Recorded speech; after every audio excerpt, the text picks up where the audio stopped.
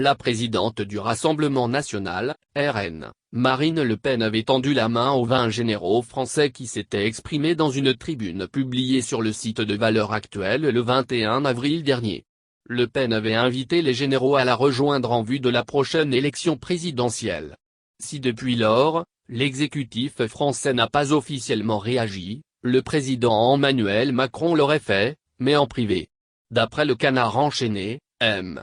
Macron aurait dit devant ses conseillers mardi, que cette réaction de la présidente du Le RN est toujours le FN. Des années d'efforts pour faire croire que Marine Le Pen n'est pas son père et, en quelques heures, son vrai visage réapparaît, celui des milices et des putschistes, aurait affirmé le locataire de l'Élysée. À part Macron, plusieurs autres membres du gouvernement ont également critiqué Le Pen pour sa réaction. Après que la réaction du chef de l'État eut été rendue publique, la ministre déléguée à la citoyenneté Marlène Schiappa a également réagi sur RTL reprenant presque les mêmes termes.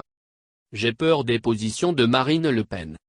Moi j'ai peur de Marine Le Pen, mais je n'ai pas peur de Marine Le Pen électoralement.